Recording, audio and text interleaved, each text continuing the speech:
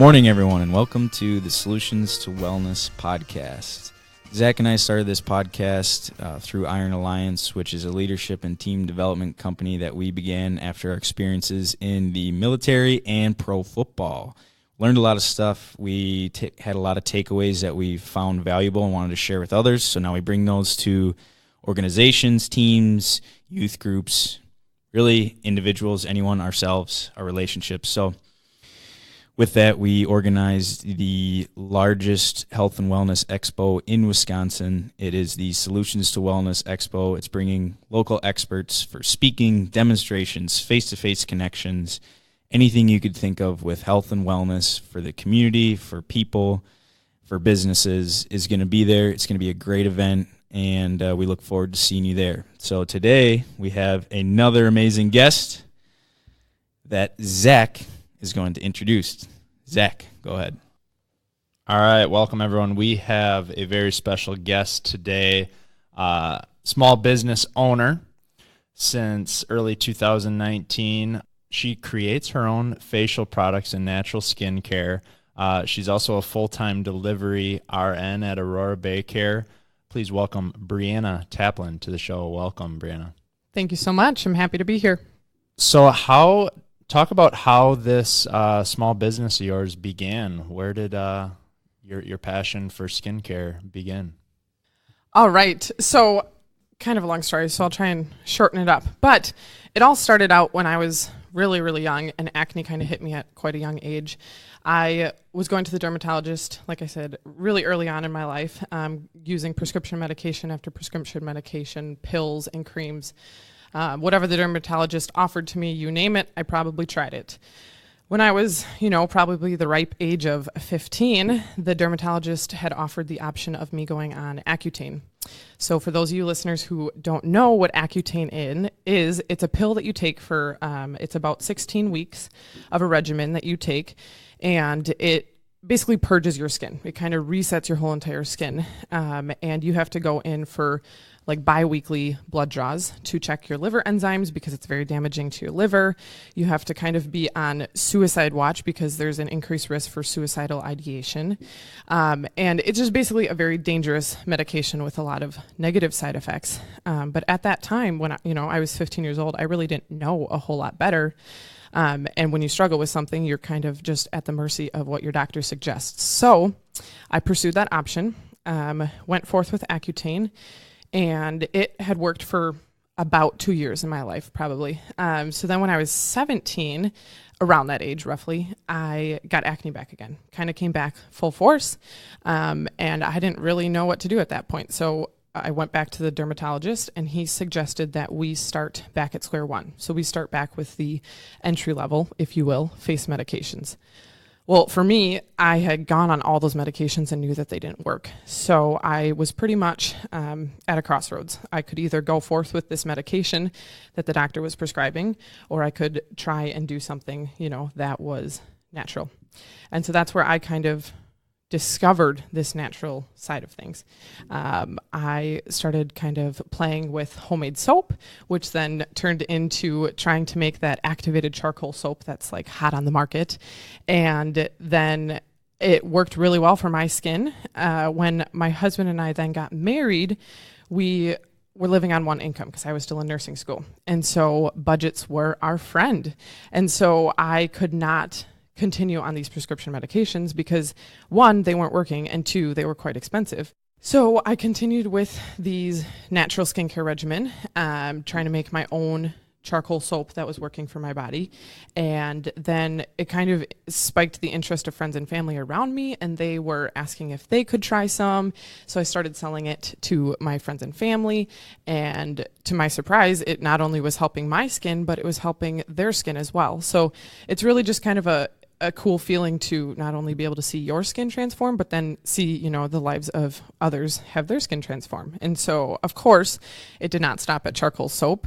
I then started to make serum for the face. I started to make moisturizer for the face masks, and slowly but surely I was kind of just purging everything in my house or our apartment that we use on a day-to-day basis that is filled with chemicals, I started to transition it into a DIY project. How can I turn all of these products into natural homemade products that are free of all the chemicals and preservatives that we can touch on later in the podcast? And as I was doing that, I just have started to see my skin health and just my overall health drastically change for the better because of clearing out all of these chemicals and preservatives in my day-to-day life. So we've known each other for a little bit of time now, probably since I was 4. Brianna, before she got married, we shared the same last name. We're cousins. So it's been awesome to obviously know each other over the years, but at family events, we get together and connect about what you're doing, how you developed it, and where it's going. So you mentioned a little bit on your budget and the reason why you started doing all these do-it-yourself projects. So last time we were talking, you mentioned why you started going vegan and how that blog started, and that was based out of similar things. You know, you're getting resourceful because you're on low income when you're going to school and things like that. So share a little bit about how the blog started and really how that nutrition and everything started helping you out as well. Yeah, so I just didn't want to get too crazy and down all these rabbit trails before. But so for those of listeners who don't know, I am super into cooking. I love food. I love playing around in the kitchen. I mean, like Chad said, I was a Van Newland all my life. So I grew up, every time we got together with family, it was getting innovative in the kitchen and creative. And how can we create these crazy random dishes that are fun and appealing and make everyone want to eat them? So I grew up around that, and so it was just kind of in my blood to want to get really creative in the kitchen. And so when I got married, my husband and I got married quite young. We were 20 years old, and like I said, I was still in school, and we were trying to be resourceful with our money and also be really wise with eating habits. And so groceries are expensive nowadays, like that. There's no denying that. And healthy groceries, for that matter, are kind of expensive. You know, you want to go to the grocery store and find some granola bars that are vegan or have a label on them that meet all the requirements of healthy eating. Well, that's $5 or $6 right there. So in my mind, I was like, how can I find a diet, or no, not diet, I hate the word diet. How can I find a lifestyle that fits, you know, healthy living, but also is budget friendly? And so many people were shocked to find out that I went down the path of veganism, because when people hear the word veganism, they think of automatically, oh, well, vegan granola bars, or that's kind of a bad example, but vegan milk or vegan this or vegan that. Like all of those things that kind of have the word vegan tied to it in the grocery store tend to be really expensive. Well, what if you don't need to buy vegan milk? What if you make vegan milk? What if you don't need to buy any other ingredients that have the name vegan?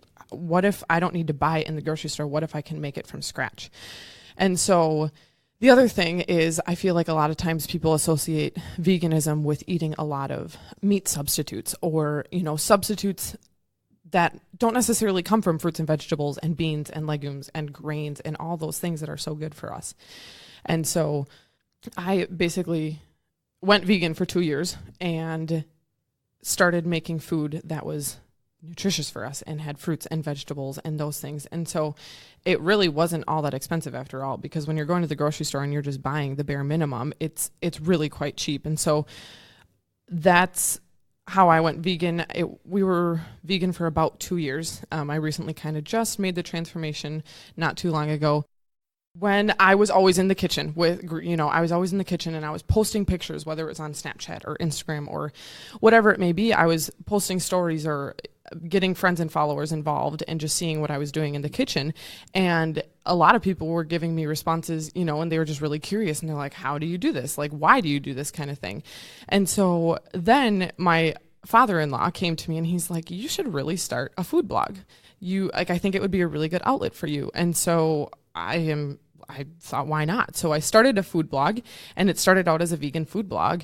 And that was shortly after we got married that I started that. And that's just kind of been my outlet where I get to share with people who are interested, it was vegan food and now it's just healthy living, and where I get to share my products and I talk in depth about all the DIY projects that I do around the house to transform my day-to-day products into healthy living.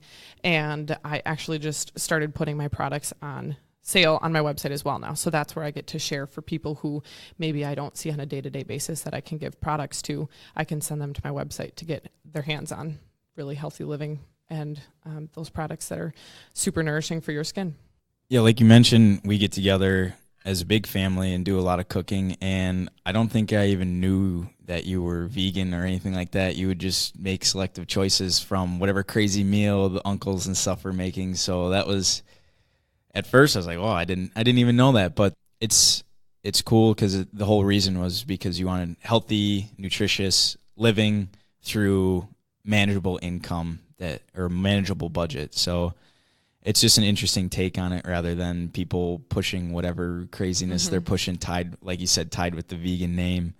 So your blog, you do mostly like you'll cook something a couple times a week and then you share the information and why it's kind of nutritious and whatnot. I mean, your writing style is really catchy. I like it.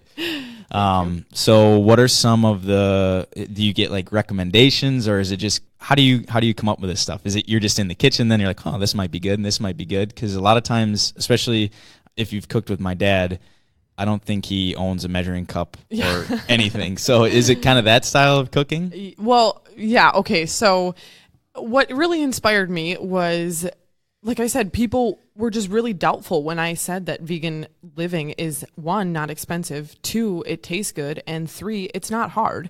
So I kind of wanted to go forth in writing these blog posts to prove them wrong, to show them that you can do it.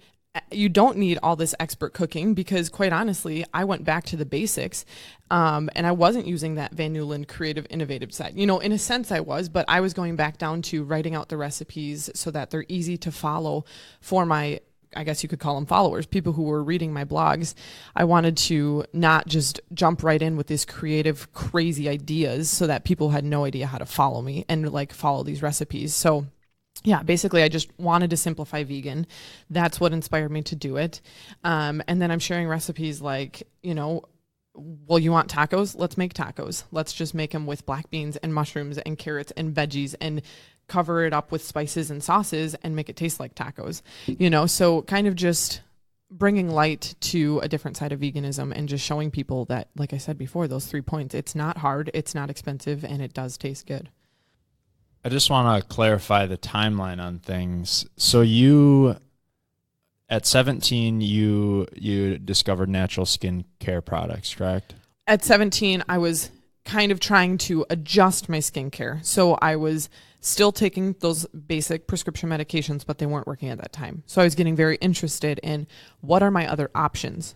Then when I got married, that's when I really dove into making my own soap and that kind of stuff, because it was tied to the budget. So yes, I apologize. I kind of made it seem like I was jumping into that natural skincare really early on, but I wasn't, because I think the biggest thing is you don't know what you don't know.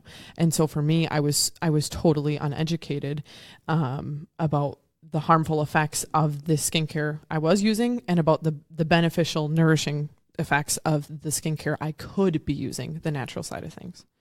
So the skincare was at around age 20, and Yes. then was the food blog tied into that?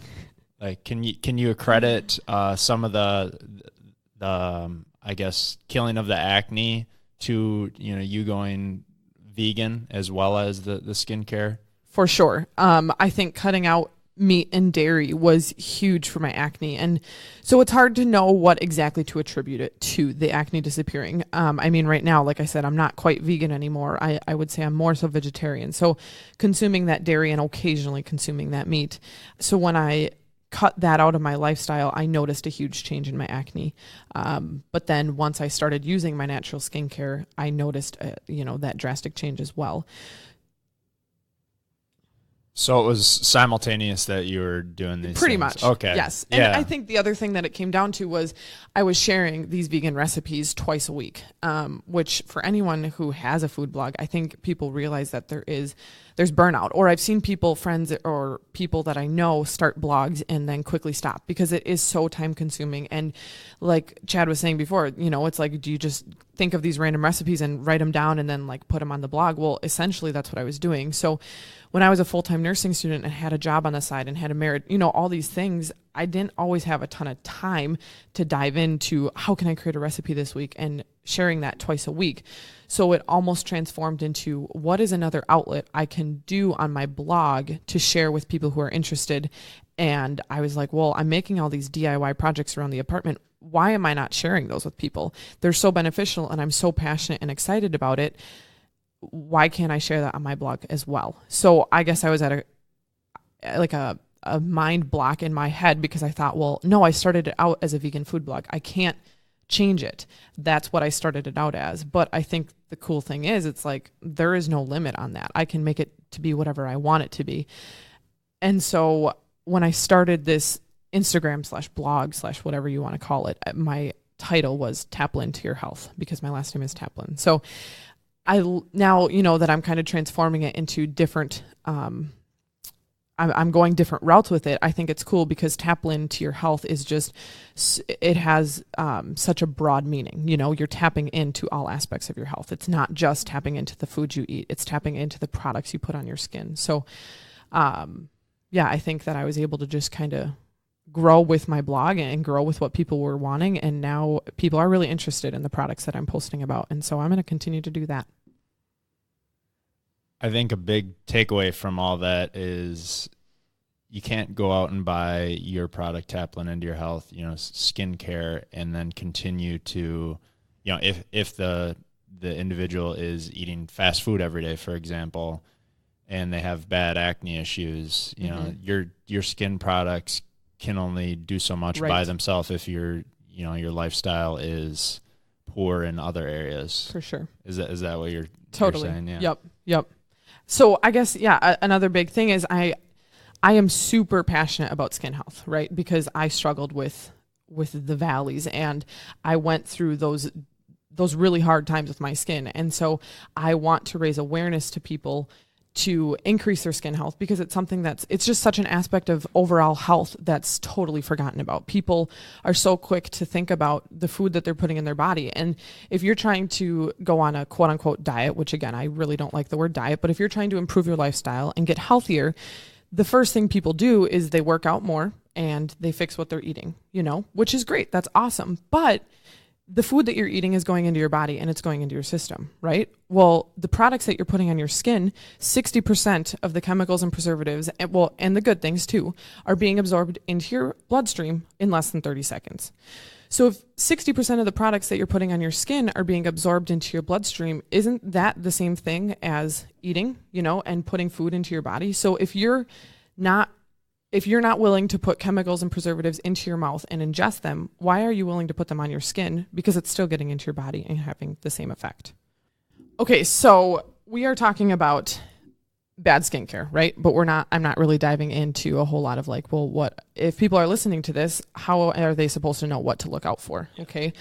So I want to touch on that a little bit here. So I think the biggest thing people who are somewhat aware of bad chemicals and products or bad chemicals and preservatives in their products know that there's things called parabens, phthalates, any chemicals or preservatives some people know to look out for. And now there are some products on the shelves that are coming out saying like no chemicals, no preservatives, no color additives added. Well, that's a step in the right direction, but are people even aware of what these chemicals are doing in their body? And so in nursing school, we learned what these things called endocrine disruptors are. Well, the thing is, a lot of these chemicals and preservatives in our skincare are what we call endocrine disruptors. So before I kind of dive into the effect of these endocrine disruptors, I want to touch base on like the natural way that our body is supposed to run with cellular processes. So I'm going to use puberty for an example. Okay. So when our body's natural process for puberty is supposed to start, we have our pituitary gland, releases two hormones, luteinizing hormone and follicle stimulating hormone. When those hormones are entered or released, they enter into our bloodstream, and those hormones are kind of floating around in our blood, and they look like a key that our cellular process is looking for. So the cellular process is this lock that needs to be opened at the right time in our lives when our body know that puberty needs to begin. So these hormones are floating around in our bloodstream, and when the time is right that they're released, the body naturally releases them, goes over to that door or that lock, and it unlocks the door for the cellular process to begin. Thus, you have puberty beginning at the correct time in someone's life. Well, now we have all of these chemicals, these parabens, these fragrances, these phthalates, and they are in these products that these young girls are using, shampoo, conditioner, hand sanitizer, hand soaps, anything that you're putting on your skin or your face, a lot of times have these chemicals in them. So when these chemicals, like we said, are put on your skin, they are absorbed into your bloodstream. These chemicals enter your bloodstream, and they mimic those follicle stimulating hormone and that luteinizing hormone that we just talked about. So if you're a girl and you're 7 or 8 years old and you're using these products, these endocrine disruptors or chemicals and preservatives in our products that we're using are entered into the bloodstream disguised as our natural hormones. So they go over to that cellular process. They actually go there and unlock that door, and that cellular process begins years too early. So, if you look at our society, we have obesity, we have ADHD, we have puberty starting really young nowadays. And I think a lot of it, is attributed to the sedentary lifestyle that people are living. But if people just pay attention to these chemicals and preservatives and the effects that they have on our body, I think people would be so much more aware that these things are happening sometimes because of these chemicals and because of these preservatives. So when they're entering our body, they're wreaking havoc on our endocrine system and our natural way of doing things. And so these hormones are now all disruptive, and these processes are beginning all too soon. And I think it's just wreaking havoc on our system. That is, wow. I am glad that you went over those points, because that is some needed information for people. So how much, this is like sunscreens, this is lotions, this is makeup, conditioner, shampoos, body soaps, shaving cream, toothpaste. I guess toothpaste. There's natural toothpaste on the market, and I've tried to make some homemade toothpaste, and you pick your battles. There's some things where you just aren't willing to sacrifice, and that's fine. And I think you come to a point too when there's no way you can possibly get rid of every single toxin that you're facing on a day-to-day basis. We walk outside and we have environmental toxins, you're facing all that. But I actually read a quote from the Makeup Academy, and it said that every day the average woman applies 515 synthetic chemicals to her body. 515. That's insane.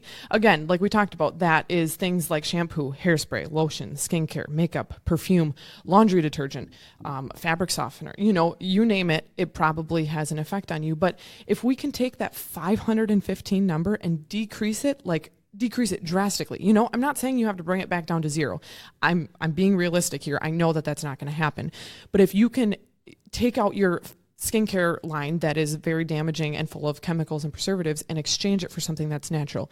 If you can change your laundry soap and change it to something that's natural because you're putting on your clothes every single day, and that those chemicals in there are being absorbed right into your skin.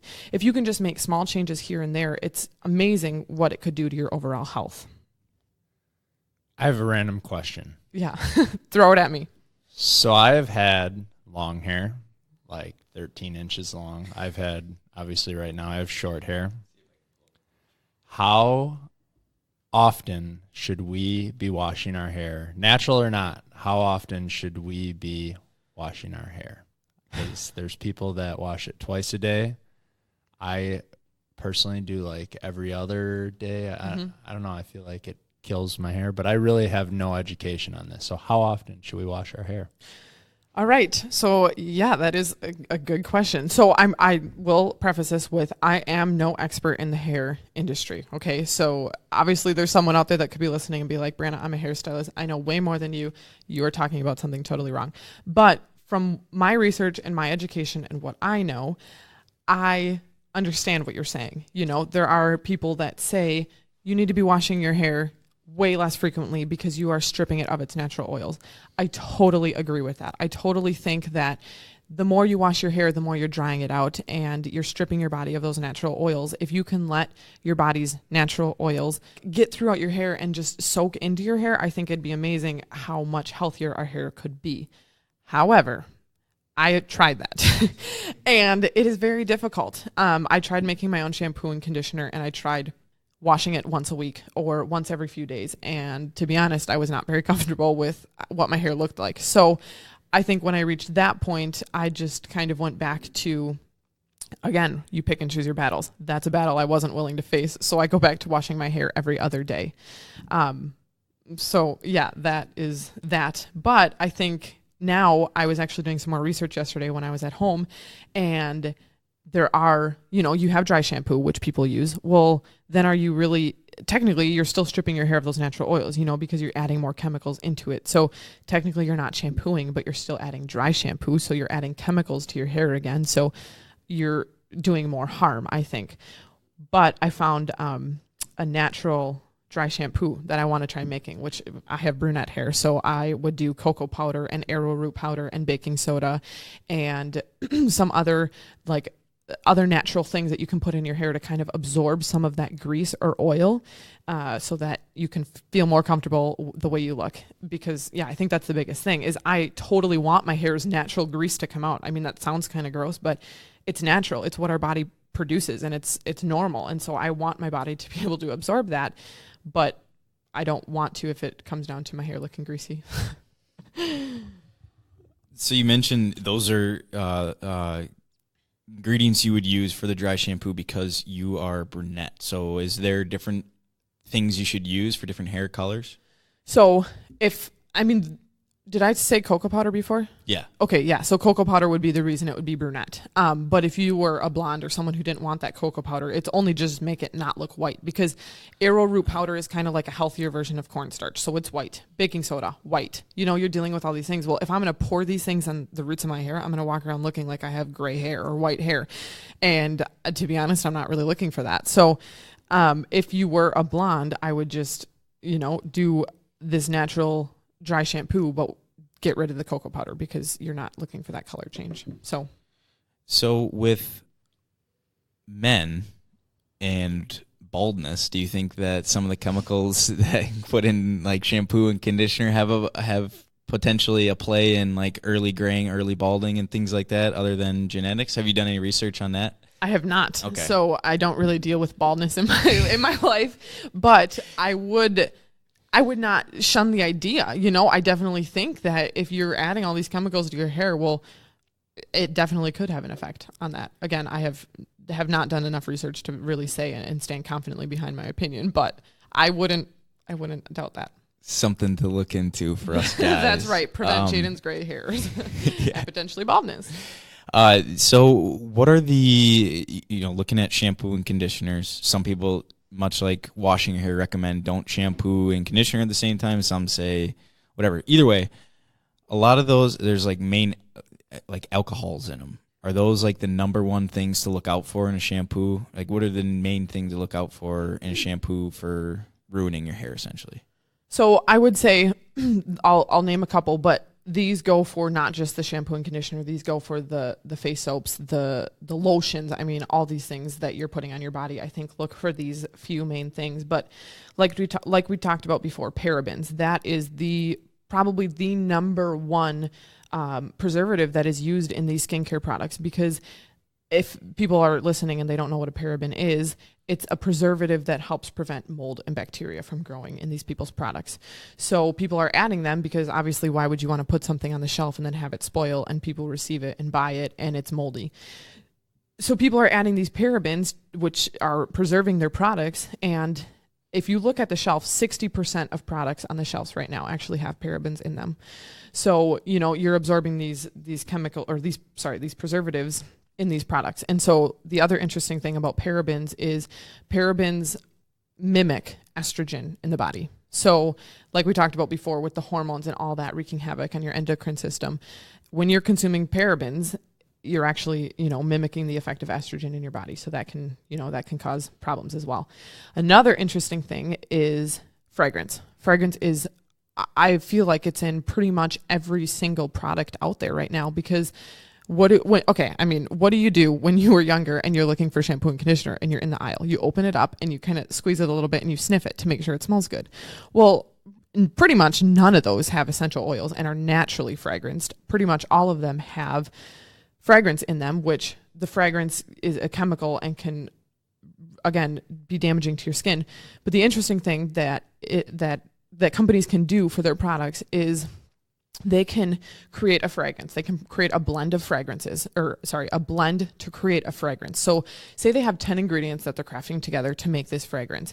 They can put 5 of those being like really bad chemicals, but as long as they're making a blend of fragrance, they can disguise that whole entire blend as the word fragrance on their labels. So the FDA does not require, as long as it's a blend, the FDA does not require them to say what ingredients are in that blend of fragrance.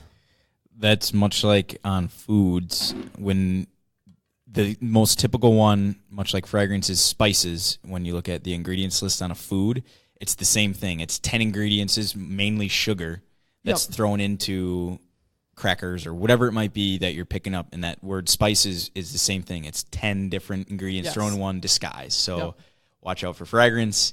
When you're picking out food, watch out for spices. Yes. So another big one is phthalates. So if you're looking, it looks funny. It's actually spelled PHTHALATE. So that's another big thing that people will put in their products. And it's more so in the products that are like shampoo, conditioner, lotion, things that are a wet product, because the phthalates are actually a chemical that help keep the products, keep them from getting dry. They keep them wet. And so these chemicals are actually linked to reproductive disorders, asthma, ADHD, breast cancer, and even diabetes. So just another thing to look out for. Another big one that I just thought of too was it's triclosan. So it's a chemical in anytime you see something that says antibacterial, it's probably made with triclosan. And so soaps or hand sanitizer or anything like that. But the problem with these is, yes, it's antibacterial because it's killing the bad cells, but what it's also doing is it's killing the good cells. And so you're stripping your body of all of that, all of your body's natural cells, and these are actually linked to superbugs, which then can lead to antibiotic resistance down the road. I think it's important to recognize that this industry, skincare, beauty products, doesn't have, it's little to no regulation as far as you touched on the FDA and whatnot. We spoke with some professionals yesterday that were trying to create change just to get some more regulation behind products. So definitely important to recognize that. So we have parabens, fragrance, phthalates, and triclosan. You got triclosan. Those are 4 big ones to look out for. Obviously, we want to advocate for your products, Taplin To Your Health products.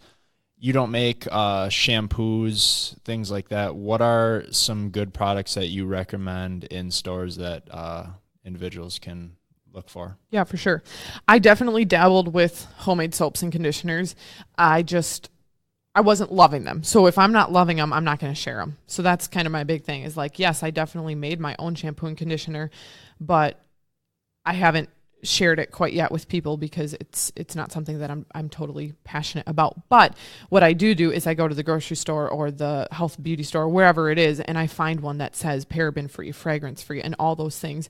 And you can look at the ingredients, and if it doesn't have any of those things and it has ingredients you can pronounce and read, well, you're better off than getting something that has parabens, phthalates, and all those other chemicals and preservatives. Does that make sense?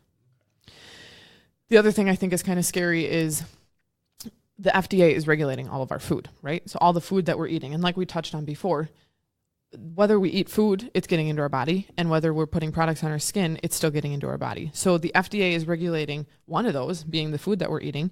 But the FDA requires no regulations, no rules, no protocols that these health and beauty companies have to follow to get their products on the market. And so you are at the mercy of these companies' judgment of whether or not their products are safe and whether or not they're telling the truth of what is in their products. And the only restriction that the FDA has for health and beauty products is that they cannot have color additives in their products. That's it. So they can disguise so much behind those words and those chemicals, which again, you read parabens or phthalates. One, before I educated myself, I didn't even know what those were. One, I didn't know they were bad. And then two, when I found out what they did to my body and my hormones, you bet I got rid of them. I'm not consuming those. Mm-mm. So obviously you definitely have the education research, you know what all this stuff is, and you have validity of why you make your products. Can you tell us more about your products and then where you, like, your big vision with all this, where the blog's going, where your products are going? And I mean, we touched on a little bit last time we were at one of our family get-togethers, but it's exciting to hear. So yeah. So where is my business going? It's kind of weird to call it a business because I never really expected it to get to that point, but I'm kind of just letting I guess, quote unquote, the customers guide where I'm going. So whatever their responses are with my products, that's kind of what I transform. You know, if they are loving something, well, heck, I'm going to keep making it. And if they're not so loving something, I'm going to change it up or whatever. But before I got into all these products, it was just me that I was worrying about. And it was just my skin that I was trying to transform. So I did tons and tons of research about what the best essential oils are for your skin, the best oils out there for your skin, and just trying to mimic something that's so similar to our own skin's natural oils or sebum, and try and create something that's similar to that so that our body, when I put it on my face, it's not totally foreign. It's something that my body can recognize, and it helps kind of, rejuvenate my cells and nourish my cells and help them to be the best that they can be. So I think I'm really proud of my Terrific 10 facial serum. So it's a blend of 10 different oils that are just literally every single one just has so many health properties and benefits to it. And so the Terrific 10 facial serum is something that I use twice a day. After I wash my face, I will rub, if I have an acne prone area, I'll rub the Terrific 10 serum on it. But even if I don't, I'll kind of just rub it all over my face because it's blended with jojoba oil, apricot oil, sweet almond oil, sunflower seed oil, vitamin E oil, carrot seed oil, frankincense oil, essential oil, lemongrass essential oil, and lavender essential oil. And so, I mean, I could dive into each one individually and talk about all of their benefits, but ultimately, in short, these are just, they help with anti-aging, they help with fine lines, they help with red spots, they help kind of even out your complexity, they help fight, they're antibacterial, and they have all those properties in a natural state. That's the thing. They're not like the products on the market that might be antibacterial, but like we talked about before, they might be antibacterial and killing the bad cells, but guess what? They're also killing the good cells. That's not my mission with my products. My mission with my products is to promote to the good cells and not to punish them, and to keep them healthy and rejuvenated and just, continuing to grow and be the best that they can be and protect them. I was actually doing some research yesterday on tallow, which is the fat from a cow. And it was really interesting because it said that is actually very similar to our body's natural oil as well. So it's 50% saturated fats. And so it's a lot of fatty acid glycerides, which is very similar to our skin. So I'm going to actually create a face moisturizer out of tallow. So I'm really interested to see where that will go. So if you watch my blog, maybe it'll come up on there. But yeah, just never stop learning. And I think, it's just really cool to see all that's out there. Again, before I did my research, did I really even know that all of these oils were a thing? No. But once I started using them, I'm never going to stop. So Taplin To Your Health, is that going to be more than part-time thing eventually, do you see it? With his employees and all that stuff, do you think? Wherever it goes, man, I will follow it because it has been so fun for me. And I think anyone, I mean, you guys too, starting up from the small part it's really difficult, and you face a lot of roadblocks, and there are days you wake up and you're like, man, what the heck? Should I just throw in the towel? Like, am I really even making a difference? And are these products even worth making? I mean, there are, I am a nurse, so I work 3/12s and then I have 4 days off. And there is a lot of time that I have off that I'm making these products, and I'm putting so much time into making these products for people. And when I have a day when I wake up and I think, oh my gosh, is this even worth it? It really makes you think about everything you're doing.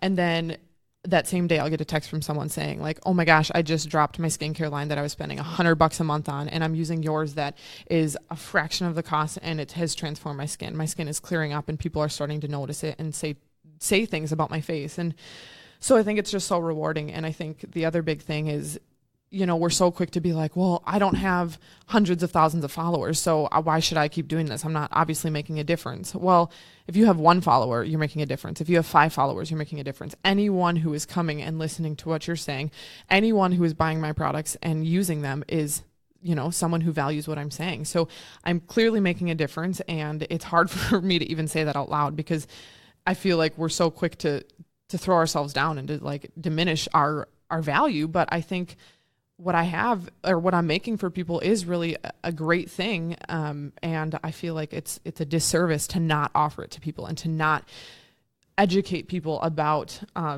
natural skincare line and what their options are out there for them. Because like I said before, you don't know what you don't know. So if people aren't aware of these options out there on the market for them, why would they consume them? So that's kind of my mission and my goal is educate.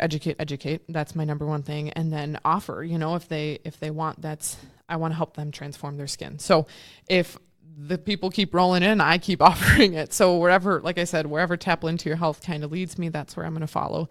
It just keeps slowly growing and gaining traction, and I'm loving that. So like I said, I'm just going to kind of keep going with it.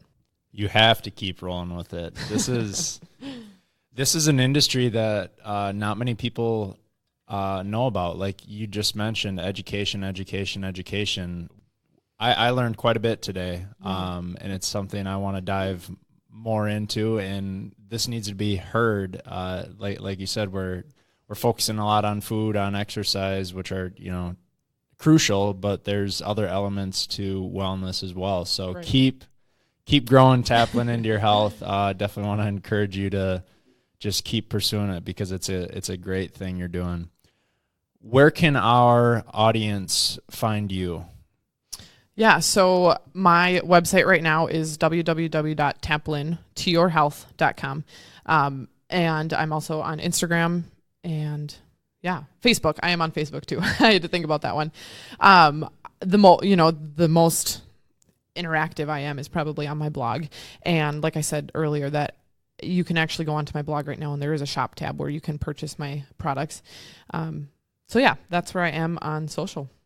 Well, everybody needs to go out and check out the blog because there's some delicious food on there and some great information. Go give her a follow and a like, please, because she's doing great things. And again, people need to know this and be educated on this. It's very important. Guys, just as much as ladies, unless you want some parabens mimicking estrogen in the body, you should probably look into this. I definitely don't. So, go out. Thank you, Brianna, for coming on and sharing amazing amount of information today. And keep listening, keep tuning in to Solutions to Wellness. Give us a 1-star or 5-star. You either love it or you hate it. Let us know. And check it out on our website at teamironalliance.com. We are also on Spotify and the podcast app. All right, thanks for tuning in. Have a great day.